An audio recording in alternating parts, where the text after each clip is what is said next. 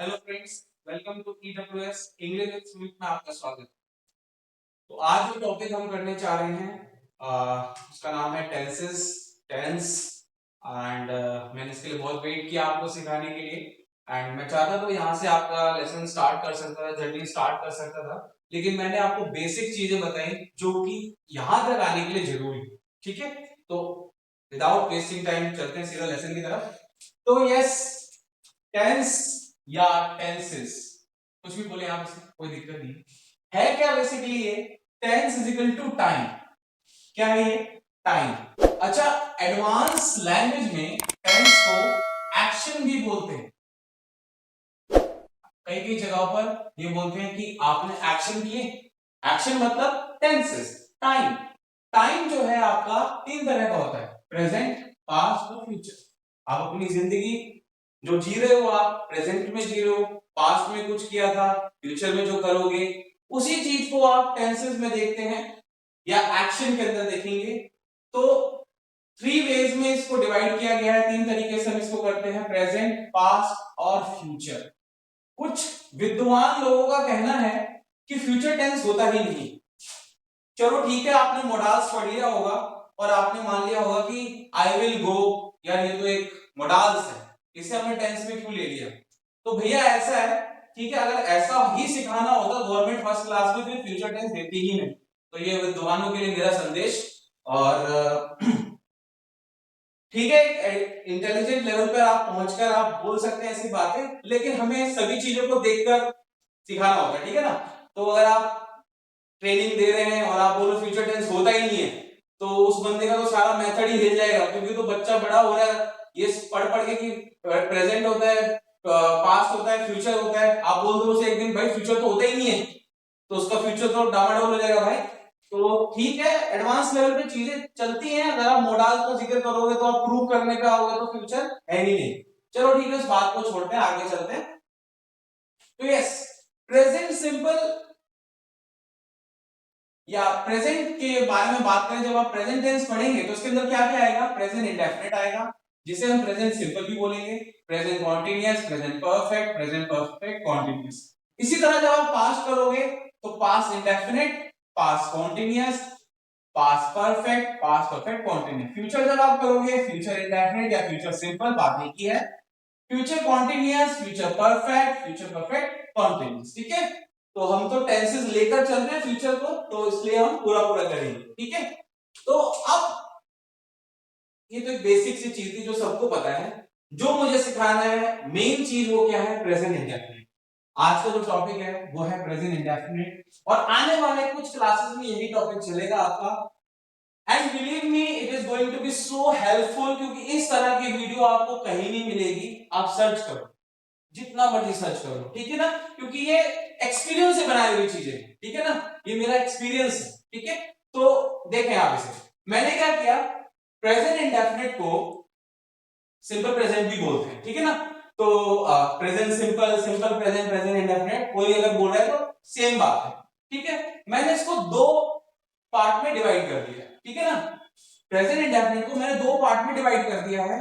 क्यों किया है डिवाइड? बहुत सारे लोगों को ऐसा लगता है जब वो इंग्लिश बोलना स्टार्ट करते हैं तो कई जगह वो इस तरीके से बोल देते हैं कि I am live, I am live in Rohini, we are go, we were go. तो कुछ लोगों का ऐसा मानना है कि इंग्लिश क्या है, बेसिकली इजम आर के साथ वर्ब लगाओ, या पास्ट टेंस कर रहे हो तो वॉज वर्ब के साथ वर्ब लगा दो। तो वो उसको रॉन्ग वे में यूज कर जाते हैं। ठीक है, तो आपको पता होना चाहिए कि ये हेल्पिंग वर्ब जो है कहां एग्जैक्टली यूज कर रहे हैं।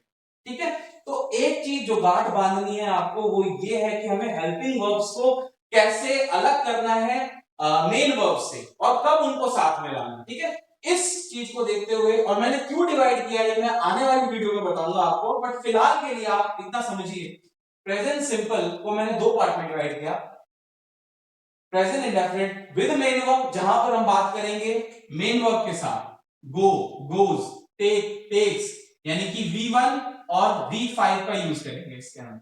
ठीक है, V1 और V5 क्या होता है? प्रीवियस वीडियो में जाइए, पार्ट्स ऑफ स्पीच की वर्ब्स वाले टॉपिक पे जाइए, उसको खोलिए, देखिए, पता चल जाएगा आपको। ठीक है, उसके बाद दूसरा टाइप है आपका without main verb, present indefinite without main verb. Without main verb का मतलब हेल्पिंग वर्ब के साथ, ठीक है। हेल्पिंग वर्ब में कैसे, इज आर, देयर के साथ इज आर या इज आर, और हैज है, इनके साथ मैं कभी भी इस प्रेजेंट इंडेफिनिट के अंदर वर्ब नहीं लगाने वाला हूं, और लगानी भी नहीं चाहिए, ठीक है ना। जैसे मैं बोलूं इजमार का यूज कैसे सिखाऊंगा मैं आपको, बिना मेन वर्ब के यूज किया। अगर मैं इसके साथ वर्ब लगाऊंगा तो जैसे अगर मैं बोलूं कि आई एम लिव, तो ये रॉन्ग सेंटेंस हो जाएगा क्योंकि वर्ब नहीं लग सकती इसका। अगर आप आई एम लिविंग बोल रहे हो तो ठीक है, तो वो टेंस ही चेंज हो जाएगा, प्रेजेंट कॉन्टिन्यूअस में चला जाएगा, ठीक है ना। तो अभी तो हम प्रेजेंट सिंपल कर रहे हैं, प्रेजेंट कॉन्टिन्यूअस नहीं कर रहे हैं, ठीक है। तो अब हमें ये देखना है कि इजमार को बिना मेन वर्ब का यूज किए कैसे यूज करते हैं, और ये क्यों इसका पार्ट है, इसको समझने के लिए आप लगे रहो, जुड़े रहो, चलते आगे, ठीक है। तो आज का जो टॉपिक है हमारा वो है यूज ऑफ इजमार, यूज ऑफ इजमार, ठीक है। तो यूज ऑफ इजमार में कैसे यूज करना है, पहले एक बार बता दूं, ये प्रेजेंट कॉन्टिन्यूअस नहीं है, कहीं आप समझो इसे I am eating food, sir ये तो वर्ब लगा दी हमने, पर वो टेंस चेंज कर दिया ना, हम तो प्रेजेंट सिंपल की बात कर रहे हैं। तो यूज ऑफ इजमार प्रेजेंट इंडेफिनिट या present simple without main verb, ये हमारा पहला टॉपिक का पहला पार्ट है, ठीक है, यूज ऑफ इजमार। तो क्यों यूज करते हैं यूज ऑफ इजमार, number one to show quality, आप कभी भी क्वालिटी बताएंगे किसी चीज की तो इजमार लगेगा ही लगेगा। For example he is lucky, अब मैंने बताया था ही क्या है, सब्जेक्टिव प्रोनाउन हो गया, इज क्या हो गया, हेल्पिंग वर्ब, और लकी क्या है, क्वालिटी बता रहा है किसी चीज की, क्वालिटी वाले वर्ड सारे एडजेक्टिव हैं, एडजेक्टिव है। तो एडजेक्टिव का जब आप यूज करते हैं तो इजमार लगेगा ही लगेगा, और पास्ट टेंस में वॉज वर्ब लगेगा, ठीक है। पर अभी प्रेजेंट की बात करें तो इजमार, ओके ना। I am so I am honest, okay ना, I am so proud of you, okay. तो ये सब एडजेक्टिव का जो यूज कर रहा हूं मैं इजमार के साथ लगाऊंगा ही लगाऊंगा, ठीक है। To show existence, to show existence, existence का मतलब होता है कोई चीज कहीं पर है, अस्तित्व है कहीं पर उसका, कोई चीज कहीं पर है, मौजूदगी, ओके। जैसे मैं बोलूं my dad is at home, तो कोई भी चीज कहीं पर है उसके बारे में अगर मैं बता रहा हूं तो इजमार का यूज करूंगा, ओके। माय डैड, मेरे डैड कहां है, घर पर है, एग्जिस्टेंस उनकी कहां है, घर पर, ठीक है। टू शो फैक्ट्स, सच बताने के लिए, सच कैसा सच, जैसे शी इज माई सिस्टर, वो मेरी बहन है, तो ये फैक्ट है जिसे कोई बदल नहीं सकता, ठीक है ना।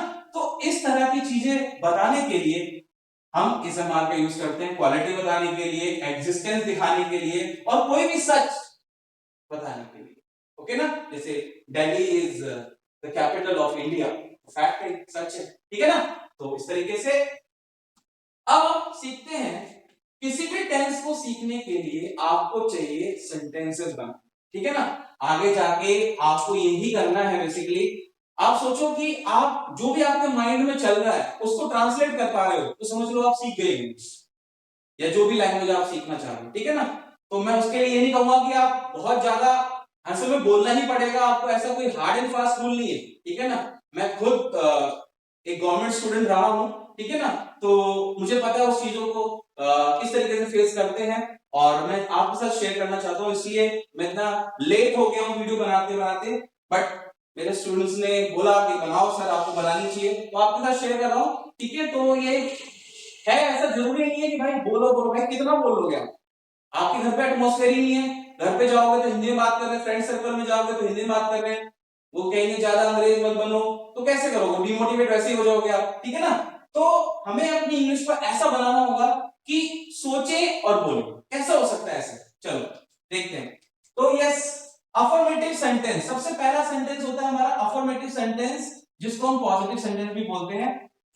इसका एक रूल होता है, एक स्ट्रक्चर होता है, जैसे सब्जेक्ट, यहाँ पे SUB का मतलब सब्जेक्ट है, प्लस इजमार प्लस ऑब्जेक्ट, ठीक है।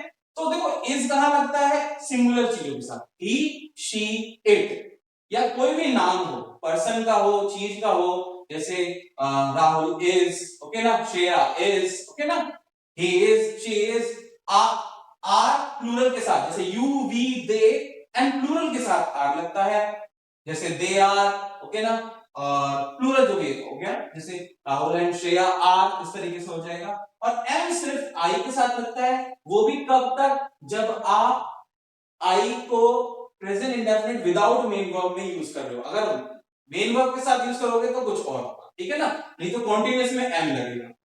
तो ये चीज ध्यान रखें। अब देखो एग्जांपल देखते हैं, I am at home, simple सा सेंटेंस है, मैं कहां हूं, मैं घर पर हूं, फैक्ट बता रहा था मैं, ये एग्जिस्टेंस है आपकी, I am at home, she is my friend, ये फैक्ट हो गया, तो ये क्लियर है। नेगेटिव सेंटेंस में क्या होता है, subject plus is am are plus not plus object, ठीक है ना। For example I am not like you.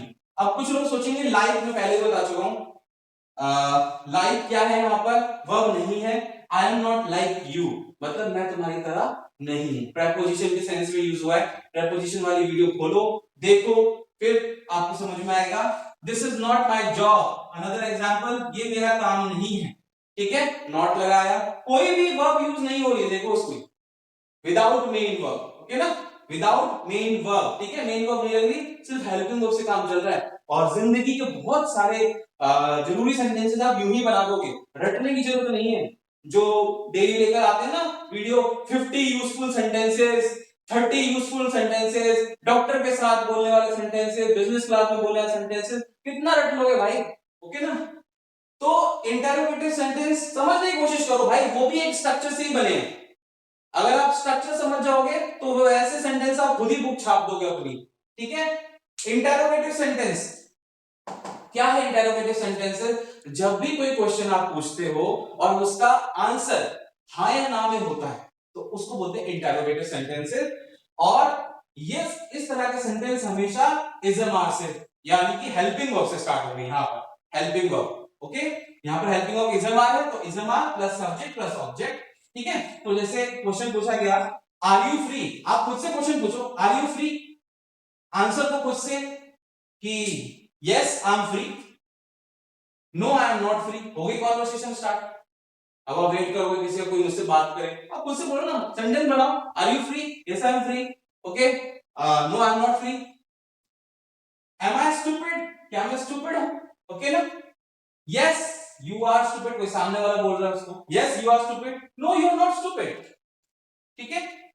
Is this your car, अब बताइए आप इसका आंसर क्या होगा, yes this is my car, no this is not my car, ठीक है। प्रोनाउन को चेंज करना सीखो, ठीक है, ये अपने आप आ जाएगा अगर आपने प्रीवियस वीडियोस देखे हुए हैं, नहीं देखे तो अभी जाओ और देखो, ठीक है, फिर आओ आप वापस देखो, सब समझ में आएगा आपको, ठीक है। ये चेन है, कहीं भी अगर आपने कुछ स्किप किया है तो जुड़ेगा नहीं, ठीक है। तो इंटरोगेटिव नेगेटिव सेंटेंस है आपका, इंटरोगेटिव नेगेटिव सेंटेंस में क्या होगा आपका, हेल्पिंग वर्ब पहले आ गया, इज हमारा सब्जेक्ट लगाया, नॉट लगाया और ऑब्जेक्ट लगाया, ऑब्जेक्ट मतलब जो बचा हुआ पार्ट है, ठीक है। जैसे are you not free today, क्या आज आप फ्री नहीं हो, आंसर दो।